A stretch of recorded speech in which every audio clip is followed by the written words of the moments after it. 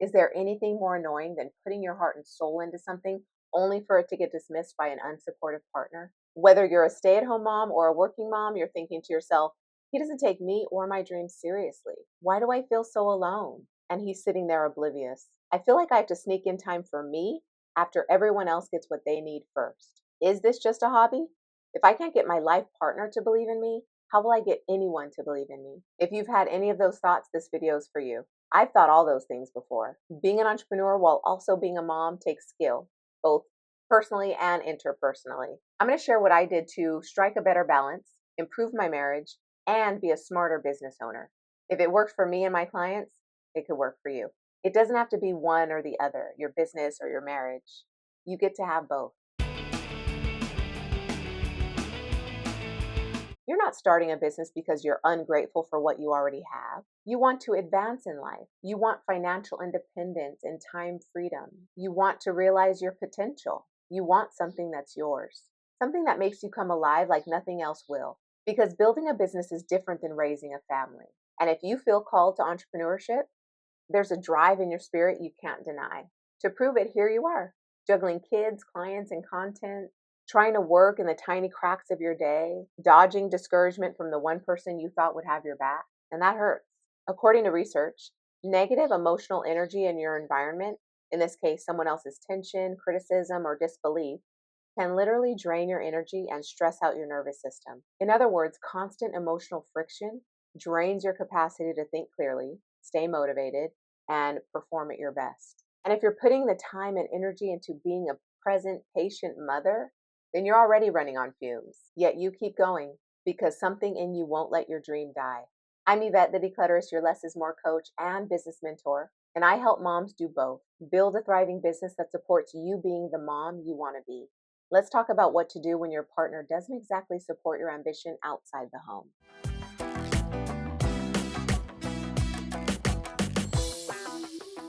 Support isn't a luxury, it's a lifeline. We're relational beings, so we seek to belong. So naturally, you need emotional support so you don't feel like you're climbing a mountain completely alone. Don't we want to share our joy with people we love? Mental support so you're not wasting your energy defending your vision because that's exhausting. You're already busy managing your own mind. Energetic support so you have the stamina to keep chasing your dreams. Because tension at home pulls from your brain and body like an open app running in the background 24/7. Physical support, so you're not doing the heavy lifting alone. Lunches and laundry don't make themselves. Financial support, so you feel bolstered by a budget meant for you, just to not have someone stress you out about how much you're spending to get started. When this kind of support is missing, everything takes longer and feels harder. The good news is, lack of support isn't personal, it's protective. And like all limits placed on our potential, it's based on fear, yours and theirs. And how you rise to the challenge of bringing your partner along speaks to your conviction and your commitment to your dreams. Here are 5 of the most common reasons your partner, we'll call him your husband, isn't showing support for your business. 1, they feel threatened. In their eyes, it could go one of 2 ways. You succeed or you fail. And how does that impact them? If you succeed, your growth reminds them of where they feel stuck or small. They fear you'll outgrow the relationship. He might understand his role to be provider, and you're taking that from him. If you fail, they'll have to pick up the pieces. Or else, how will you recover? Financially, emotionally? He might understand his role to be protector, and he couldn't protect you from this. Here's the takeaway. He's human. 2, they feel inconvenienced. This might not be normal for you. Late nights working instead of cuddling on the couch with him, travel, entertaining clients, breaking plans because an opportunity came up. More work for you often means more parenting, chores, and emotional labor for them. And are they used to that? Do they feel as equipped for that role as they believe you to be? 3, they don't understand. Your vision feels abstract or unrealistic. They've never seen anyone, let alone a woman, build something like this firsthand. So invite him to witness you do it. 4, they're triggered in some way. Their beliefs around gender roles, money, worthiness, what women are allowed to want, all may come up for him. It's worth drilling in and talking about. A little more delicate, the relationship is toxic, controlling, or emotionally unsafe. which still traces back to number 4, their internal belief systems about power, identity, and respect. That doesn't excuse it, but it does explain it. Do what you need to do for the safety of yourself and your kids. Now that you know why, what can you do about it? First, a word of caution. When starting a business or returning to business after having babies, it's important to recognize the needs of your household and how they've changed. Take some time to discover how your work schedule might impact that. And that's not to say don't pursue business, because you absolutely can. And there's a way to do it with less mom guilt when you're away from your kids, less tension and misunderstanding between you and your partner, and less demand on your mental bandwidth. If that's a route you'd prefer, like I do, then you'll need a few tools in your toolkit.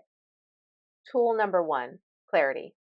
Anchor in on clarity, because business isn't about proving yourself, but more about becoming yourself. Know what you want from this business. Know what you want for your family. How do those two align? Set the intention for how you want money to flow in and serve your family. My client Jasmine outlines her weekly podcast script while her toddler is beside her working on a Lego tower. And a loose outline is good enough for her. And then on Tuesdays, when her toddler's in daycare, she records it. And she makes that schedule work. Tool number 2, focus. How much time do you have to give business in this season of your life? Being brutally honest here helps avoid resentment toward your kids, your partner, and your life situation. Once you know that, set a clear objective for each day. 30 minutes of focused energy beats 3 hours of scattered multitasking. Work smarter, not harder. Another client of mine, Elena, mom of 4, decided her art business would grow slowly and steadily over 2 years. So she gave it 2 years because she still had toddlers at home. And it did, it grew. That gave her grace, not guilt. Tool number 3, systems. Create systems that work for you. Without them, you'll find yourself reinventing the wheel and wasting precious time. Organize your ideas, simplify your content and your offers, repurpose posts into reels, emails into carousels. Find your flow. Don't ask me how she does it, but another client of mine batch records 10 reels every Friday, and it frees her so she can focus on her craft and her clients the rest of the week. Now that you have your toolkit ready, can you get your partner on board? Here's how you'll do it in 4 steps. Step 1, begin the conversation, not the conflict. Discuss your dreams with your partner, what you envision and why it matters to you. And maybe this part has to be brief. Then get into why it should matter to him. By doing this, I'm not neglecting other parts of myself. I'm able to show up fully and more creatively in life, and that makes me a better, happier partner and mother. Then ask him, what worries you most about this? Be curious, not defensive. Okay, thank you for that. Listen first, and then maybe take the night to process it all if it's really riling you up, and then come back the next day for the continued conversation. Step 2, declare your direction.